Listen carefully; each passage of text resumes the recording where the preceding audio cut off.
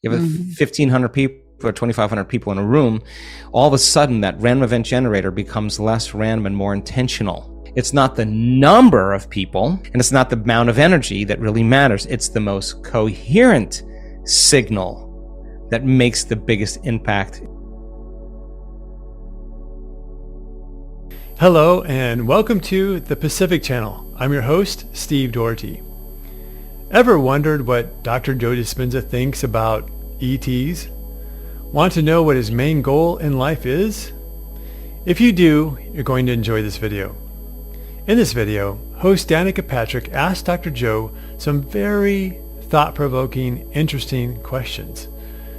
I really like how Danica interviews people because not only does she ask good questions, but if the person doesn't answer a question to her satisfaction, she'll keep asking until she gets them to answer it. You'll see that in this video when at one point she keeps asking Dr. Joe, why? So her first question to Dr. Joe is, how do you get your information for what comes next? How do you know what direction to go? Where does that come from and in what form? So because she asked multiple questions at once, and they are questions that Dr. Joe normally doesn't get, he will sort of answer the question as if a different question was asked. I think that Danica was inviting Dr. Joe to discuss more of the spiritual side of his work, but he sort of switches it to the process that he goes through of creating his work. I think Dr. Joe also tries to take the safest route whenever he answers a question, and this is no exception. He's going to explain how he never planned on any of this, and that he's constantly building a model of what he understands, and like Danica, he always has 1,000 questions, right? Next, he's going to say that instead of partaking in things like social media, he likes the process of contemplation, of asking himself, what do you know? He will say, at what point do you stop believing that this is the truth? This is what I like about Dr. Joe so much. He's always ready and willing to change his current belief system based upon what he discovers and the data that changes an old belief. Once you get into the habit of changing an old belief, you are free from the shackles of your old paradigm, your old way of thinking, and your old way of perceiving your world. This is how Dr. Joe got to where he is now. It's that constant reassessment of belief systems, of his belief systems, and what we think is true. When you are open-minded to anything as being possible, then you truly do have a scientific mind. Science is not about believing in anything. True science is questioning the known and questioning the unknown. And Dr. Joe has mastered that. But he doesn't just question it. He questions it and then takes action steps to test and prove whatever he thinks may be true or false. Let's listen to Danica and Dr. Joe discuss all of this now. I'm your host, Dr. Joe Dispenza. Let's begin. Programming. It's like unprogramming, reprogramming. It can, when you use a wall service to, burn things down. It's alchemy too, right? It's some sort of alchemical process happening where you are like short-circuiting something and growing something new, and growing pains are called that for a reason. Well, let's make it really simple. If we are pure love, if you're on the journey, anything that is not love in you must die. In order for you to find true love, pure love, a part of you must die. And I think that's the difference between knowing the path and walking the path. And walking the path is really what it's about. Right. How do you, as you move through your life and you have done such phenomenal things and continue to do more and more, how do you get your information to know what comes next? Like what direction to turn your head, to turn your energy? Where does that come from and in what form? Well, I never planned on doing any of this, really. And my theory from the very beginning is when this kind of started to become of interest to people, I just said to my staff, here's how it's going to work. I'll only go where I'm invited. If I'm not invited, I'll be a chef. I'll do something else. And so I'm constantly building my model of what I understand. And I'm like you, always have 1,000 questions. Now, it's so much better for me to sit down and take a few minutes, and instead of turning on my phone or doing any of that, I actually like the process of contemplation. I like the process of saying to myself, so what do you know? But at what point do you stop believing that this is the truth? Let's get right to that point, and let's build that understanding. So I'm constantly building my model, and then I'm tearing it down. And then I'm challenging it and building it up again. And if I can't find, like, there's something that doesn't fit, then I got to find information somewhere that makes it fit, that makes sense to me. But then it's not enough for me there. Then I got to experience it. Like someone said to me yesterday, so what are you doing in your morning meditations? I'm like, well, it's really funny because I'm actually developing a new understanding, a new model, and I want to teach it at the follow-up next month. And I'm actually practicing this new meditation to have the experience so that I can teach it better. So if I can have the experience of that knowledge and the model that I build, I know the journey and I can teach it much better. So I work really hard at being the example of what I teach, and I work really hard at getting information either from references or whatever, but also the information that I love to get that comes to me when I start connecting, and then it all kind of makes sense. And so I think of many ways as I can to teach it, but I also love to have the experience, because when I have the experience, then I can really teach it on a much deeper level. Yeah. And then now the other thing is just the scientific data. We were just all on a research call yesterday. The data is so amazing right now that I can say so many more things with such conviction. I can say things now with conviction. I mean, I can say, like, I actually know that this is the truth. It's so, and having that kind of conviction for me personally allows me to trust more. And when I trust myself more, I trust the process more, and I can stay in that kind of uncertainty and that unknown and not move into survival. Or better yet, let me say it another way. When I'm uncomfortable because I don't have an answer, and I can continuously keep it on my mind, and I always have it going somewhere, and while I'm doing other things, I'm always thinking about it and trying to figure it out. Somehow, if I trust the process and I just go all in, somehow I run into the experience, or I run into a greater understanding about it, and then I'm able to articulate it. And getting it from here to here sometimes, especially as you said, when you have transcendental moments, it's really hard to find words to be able to explain that. It's ineffable. It's like beyond words. So for me personally, I mean, I love the divine. I mean, I love the unknown. I love the journey. I'm never going to stop asking questions. Right. I can't. Every new experience that I have forces me to think of an infinite number of possibilities from that experience that I would have never thought of without that experience. So to me, there's not infinity. There's infinities. Like, there's just this never-ending process here. Like, now we're onto the multiverse. Oh my gosh, so overwhelming, the universe, but also so amazing. So, okay, all right, we'll wrap it up. Like, you work your butt off. You do these retreats. Oh my God, like, you do every meditation. It's insane. I just can't imagine. I know that there's an aspect of energizing yourself through connection, but then there's also, it's also a lot. So why?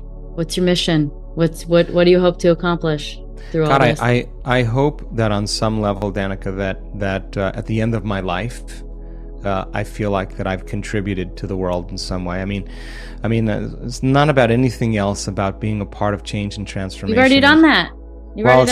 Well, it's never ending. Like, I'm pushing the envelope. Like, I want to know what's your size of your envelope. Like, what's the ultimate goal? If you were this is what I hope.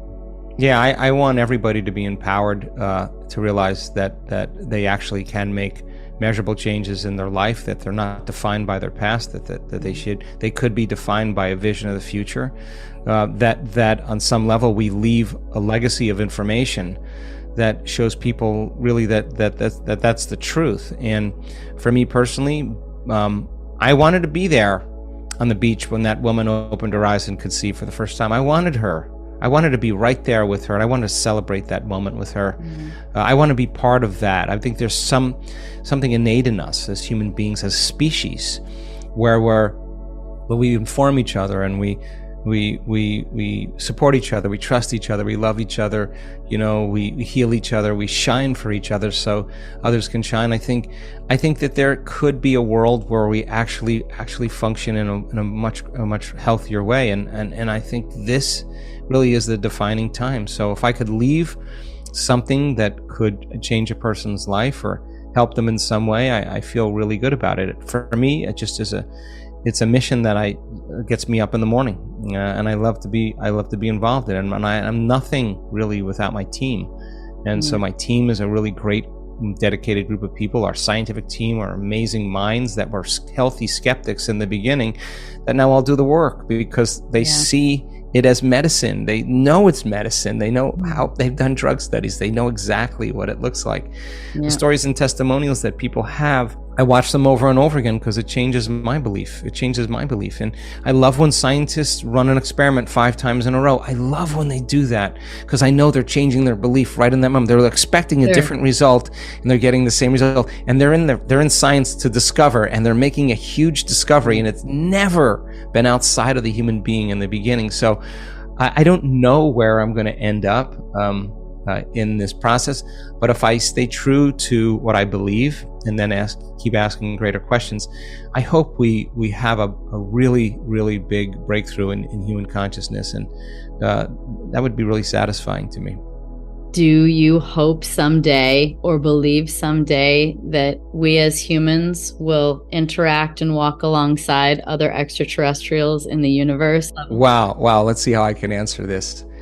I don't know if I would use the word extraterrestrial, but I will tell you that I've had enough experiences with interdimensional beings that, God, I would be really foolish to say that they don't exist. And I think there's a very, very strong interest in the human race right now.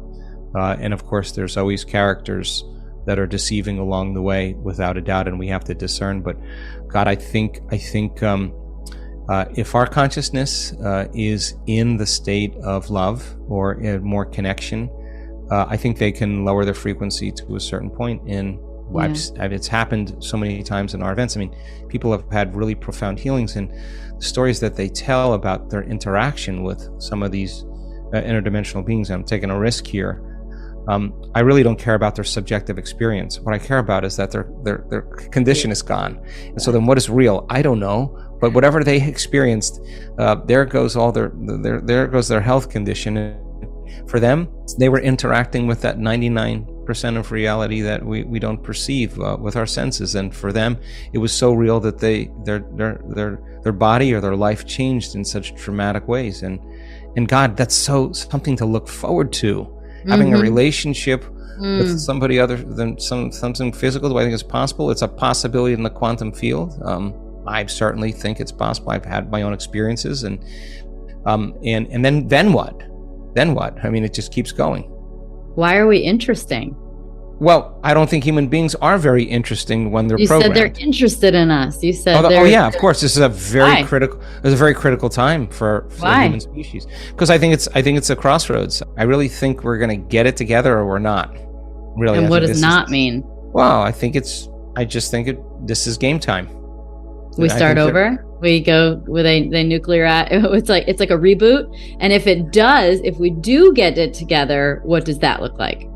Well, I think that it's no longer a selfish consciousness. I think it's a collective consciousness. I think that we resolve all the problems in this world, from the environment all the way to the monetary system, to politics, the government, to journalism, education, religion, just from a greater level of consciousness, and there's not less separation. And we actually show that when we do this, we have random event generators in our events, and it's just a sophisticated coin toss. You toss a coin 1,000 times in a second, a programmed machine. If you keep doing it, you're going to get 50% heads, 50% tails. But when we come together and we can actually execute, you have 1,500 for 2,500 people in a room, all of a sudden that random event generator becomes less random and more intentional. That the field actually changes as a result of collective networks of observers. So it's not the number of people, and it's not the amount of energy that really matters. It's the most coherent signal that makes the biggest impact. It could be a smaller group, but more coherent, that actually can change the field. And we have data to suggest that people at a remote location that are somehow connected or entangled, actually their brains and hearts go into coherence when you do. So there's a good possibility for us to really move the needle in a really healthy way. And as I said, something happened for me at the end of our last event in Niagara Falls, just last week. At the end of that event, I just am super optimistic that we're making our way here. We would love to give back to our Pacific family for all the love and support they have given us. We are offering 2 lucky winners a ticket to Dr. Joe Dispenza's week-long retreat in Sunshine Coast, Australia, worth $2,300 each. To enter the giveaway, you must be a subscriber to our channel Pacific. Like this video, comment how our channel has helped you. Share this video with any 5 people. And stay tuned on our channel as we will declare the winner soon. Please refer to the description below for more info. Good luck. When Dr. Joe said that he is constantly building up his model and then he tears it down, what he means is that in his endeavor to discover the truth about who we are and how unlimited we truly are, he puts all of the pieces of the puzzle together to create what he believes to be the truth. Then he tests out the new hypothesis. But if something doesn't fit right, then he destroys the model and starts all over. He's really like a super scientist. And it's not just theoretical for him. He wants to test things out himself. He wants to experiment on himself first so that he can teach it. So he gets information from references or other people, but also when he connects to source, he gets information. The thing to note about that is that anyone can connect to source and get guidance and information. That's what he's doing, connecting to the quantum field in his words. You can do that too, and meditation is one of the best ways to do it. So then Danica asked him, what's his ultimate goal? You heard his answer, and that was when Dr. Joe said that he wants everyone to be empowered to realize that you can make measurable changes in your life, that you're not defined by your past, and that you can be defined by a vision of the future. And he hopes that we have a really big breakthrough in human consciousness. From a law of attraction perspective and from the teachings of Abraham, what I have learned is that the world isn't really broken. You don't have to fix anything. There's so much more well-being going on in our world compared to what isn't. My point is that you can create a wonderful life and reality now, without having to wait for the whole world to change. Don't forget to be happy regardless of whatever is going on in the external world. And then, as you heard, Danica asked Dr. Joe about ETs. If you notice, he doesn't feel totally comfortable saying that they exist, but at the same time, he said that he knows that other interdimensional beings exist, which really is the same thing from my understanding. But what is most interesting is that Dr. Joe said that people in his community who do the workshops have stories about interactions with these interdimensional beings. Now that is pretty profound. The next question would logically be, who are they exactly, and what do we have to do to interact with them more, to heal more of us? Quite a few people who heal at his workshops talk about non-physical beings called the Blues, who offer to help people heal if they ask for it. I know that sounds kind of crazy and out there. I just recently found out about that aspect of it, so I don't know that much. But it's definitely worth looking into. So Dr. Joe said that it's not a person's personal, subjective experience that matters the most. What matters the most is that people are healing. But then he finally said that yes, he thinks it's totally possible to have a relationship with interdimensional beings. I just like to make a small sidebar point that you already have a very close relationship with an interdimensional being. That interdimensional being is your inner being or higher self. Your inner being talks to you all the time through your emotions and impulses, and it gives you expert advice on every subject matter in your life. So I think that rather than getting excited about a possible relationship with interdimensional beings in the future, it may be better to cultivate and foster a closer relationship with your inner being now. It is the bigger version of you. It is that broader perspective part of you who knows you better than you know yourself. It's that part of you that knows everything you want and many different paths for you to create the reality that you want. My understanding is that we have a lot more help from many different non-physical beings on the other side than we realize. And they are not only willing to help, but also very eager to help us if we just ask for it. If you enjoyed this video, please pulverize that like button. And if you haven't already, please subscribe as well. Our goal at the Pacific Channel is to reach 100,000 subscribers, so please subscribe. Additionally, if you want to be eligible to win a free ticket to one of Dr. Joe Dispenza's week-long courses, please share this video with 5 of your friends and comment below. And finally, I'd like to give a shout out to Alexandra, Becca Baddens, I hope I said that right, and Josh Brown. It's subscribers like you and so many others that make it a joy to create this content. And now, if you have any questions, please ask them below. I love to answer your questions, and I love to have discussions with you guys. I appreciate you very much, and I'll see you in the next video.